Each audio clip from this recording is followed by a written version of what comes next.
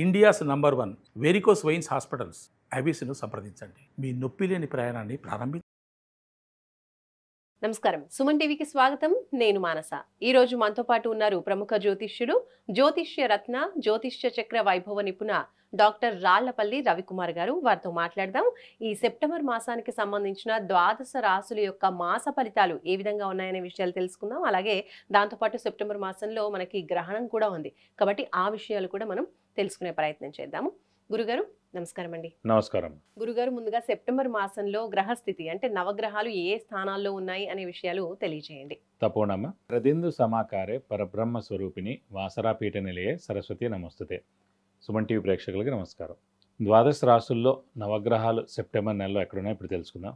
ముఖ్యంగా శని వచ్చేసి మనకి మీన రాశిలో ఉన్నారు, రాహు వచ్చేసి మనకి కుంభరాశిలో ఉన్నారు, అలాగే కేతు వచ్చేసి మనకి సింహరాశిలో ఉన్నారు, గురువు మనకి మిథున రాశిలో ఉన్నారు, అలాగే శుక్రుడు కూడా మనకి సింహరాశిలో ఉన్నారు. శుక్రుడు వచ్చేసి మనకి 15/9/2025 నుంచి శుక్రుడు మనకి సింహరాశిలోకి వస్తున్నాడు. అలాగే బుధుడు కూడా మనకి 15/9/2025 నుంచి శుక్రుడు ఉచ్చస్థానమైన కన్యారాశిలోకి వస్తున్నాడు. అలాగే తులారాశిలో మటుకు కుజుడు ఈ నెలల్లో ఉంటాడండి. ఇది కాకుండా గ్రహణం కూడా ఉంది మనకి ఈ మాసంలో. సంపూర్ణ చంద్రగ్రహణం 7/9/2025 ఆదివారం రోజున సంపూర్ణ చంద్రగ్రహణం ఉంది.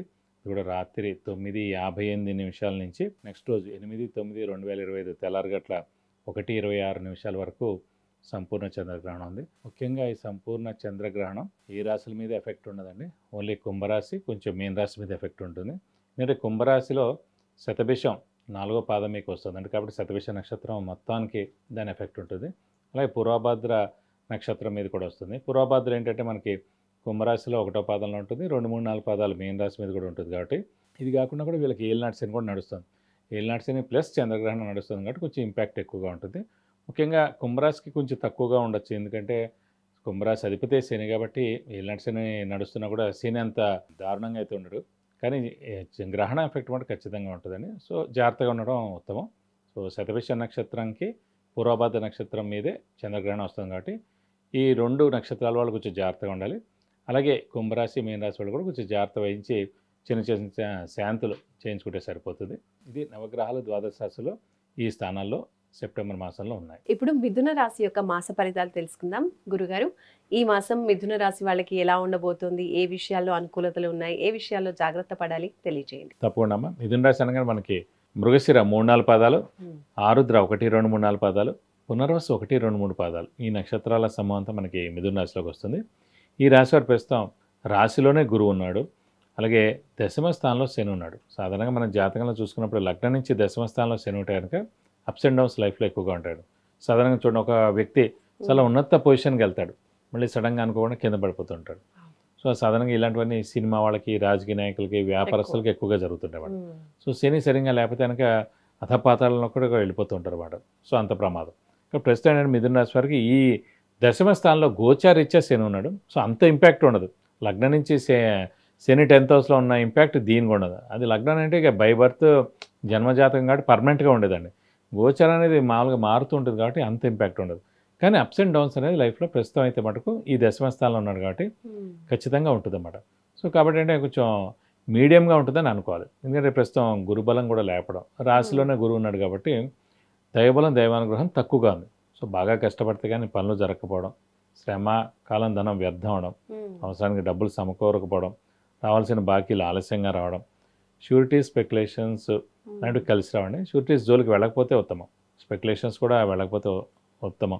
ఎందుకంటే ఈ మధ్యన చూస్తున్నాను సాధారణంగా ఈ గురుబలం లేకపోయినా చేయలు నడుస్తున్నా కూడా సాధారణంగా చాలామంది బెట్టింగ్ వాటిల్లో కూడా దిగుతున్నారండి. ఈ బెట్టింగ్ యాప్స్లో, ఆన్లైన్ గేమ్స్లో, ఇవన్నీ కూడా అంటే సాధారణ చూసినప్పుడు అంటే నేను కూడా కనుక్కుంటూ ఉంటాను. చాలామంది ఇప్పుడు వాళ్ళ పేరెంట్స్ కూడా మాట్లాడుతుంటారు జ్యోతిష్యం గురించి. అప్పుడు అడుగుతున్నారు అనమాట, ఈ 17 ఏళ్ళు దాటిన వాళ్ళందరూ కూడా 18 ఇయర్స్ నుంచి స్టార్ట్ అయిపోయింది అంటారు. వాళ్ళ దగ్గర ఫోన్ ఉంటే చాలు, మినిమం 500 1000 అమౌంట్ ఉంటే చాలు బెట్టింగ్ ఆడడం, ఈ ఆన్లైన్ గేమ్స్ ఆడడం ఇవన్నీ ఆడతారు. దీనివల్ల చాలా నష్టం వస్తుంది.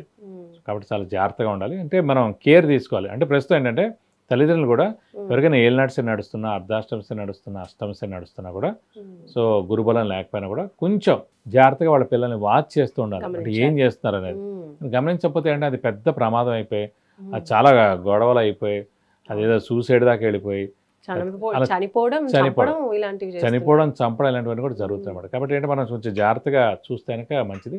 ప్రస్తుతం వీళ్ళకి గురుబలం లేదు కాబట్టి ఆర్థికంగా మిశ్రమంగా ఉంటుంది. మరి ఉద్యోగస్తులకు ఎలా ఉంటుందండి మిథున రాశి వారికి? మిథున రాశి వారికి ఉద్యోగస్తులకి ఏంటంటే ప్రస్తుతం దశమ స్థానంలోనే శని ఉండడం చేత ప్రస్తుతం వాళ్ళు ఉన్న జాబ్లో వాళ్ళు ఉండడం బెస్ట్. కొత్త జాబ్ ఏం వెతుక్కోకపోవడం ఉత్తమం. ఎందుకంటే కొత్త జాబ్కి వెళ్ళినా కూడా మళ్ళీ చిన్న చిన్న ఇబ్బందులు ఉంటాయి. ప్రస్తుతం ఎందులో అయితే ఉన్నారో అదే ఉద్యోగంలో కంటిన్యూ చేయడం బెస్ట్. నెక్స్ట్ ఏడాది ఎలాగో గురుబలం వస్తుంది కాబట్టి ఆ నెక్స్ట్ ఏడాది మే తర్వాత వారికి మంచి ఉద్యోగం వచ్చేందుకు అవకాశాలు ఎక్కువగా ఉన్నాయి. విద్యార్థుల పరిస్థితి ఎలా ఉందంటారు? విద్యార్థులు కూడా మిశ్రమంగా ఉందని చెప్పాలి. ఎందుకంటే విద్యార్థులకు మెయిన్గా బుధుడు చాలా బాగుండాలి, అలాగే గురువు చాలా బాగుండాలి. బుధుడు అనేవాడు ప్రస్తుతం మారుతూ ఉంటాడు కాబట్టి ప్రతి 20 రోజులకి. గురువు అనే గ్రహం అటుకు రాశిలోనే ఉన్నాడు, మిథున రాశిలో, కాబట్టి కొంచెం గురువు వీక్గా ఉన్నాడు కాబట్టి విద్యార్థులకి మిశ్రమంగా ఉందని చెప్పుకోవాలి. పూర్తిగా మిథున రాశి వాళ్ళు ఈ సెప్టెంబర్ మాసంలో ఇంకా అనుకూలత పెరగడానికి లేదంటే పరిస్థితులు అనుకూలించడానికి ఎలాంటి పరిహారాలు పాటించాలంటారు? ప్రస్తుతం గురుబలమే తక్కువగా ఉంది కాబట్టి ప్రతి గురువారం ఈ సంవత్సర కాలం ప్రతి గురువారం ఉపవాసం ఉండడం, అలాగే దత్తాత్రేయ స్వామిని ఎక్కువగా ఆరాధించడం, అలాగే మేధా దక్షిణామూర్తిని కూడా ఎక్కువగా ఆరాధించడం, ప్రతిరోజు మనకి మెయిన్గా దత్తాత్రేయ స్వామి అష్టోత్తరం చదువుకోవడం, అలాగే ప్రతి గురువారం దత్తాత్రేయ స్వామి టెంపుల్కి వెళ్ళి మనకి 41 ప్రదక్షిణాలు చేస్తే చాలా మంచిది. వీలైతే కనుక గురువారం రోజునే దత్తాత్రేయ స్వామికి అభిషేకం కానీ అర్చన కానీ చేయించినా కూడా అన్ని విధాలా మీకు చాలా బాగుంటుందని చెప్పుకోవచ్చు. విద్య, ఉద్యోగం, వ్యాపారం, వివాహం, సంతానం, ఆరోగ్యం, అలాగే విదేశీయానం, గృహయోగం, వాహన యోగం, ఇలా ఏ విషయంలోనైనా మీరు గురువుగారి నుంచి సలహాలు తీసుకోవాలి అనుకుంటే స్క్రీన్ పైన కనిపించే నెంబర్స్కి కాల్ చేసి పర్సనల్ అపాయింట్మెంట్ తీసుకోవచ్చు. ధన్యవాదాలు గురుగారు. నమస్కారం. నమస్కారం. చూసారు కదండి, ఇది మిథున రాశికి సంబంధించిన సెప్టెంబర్ మాస ఫలితాలు, అలాగే పాటించవలసిన పరిహారాలు. చూస్తూనే ఉండండి సుమన్ టీవీ. నమస్కారం.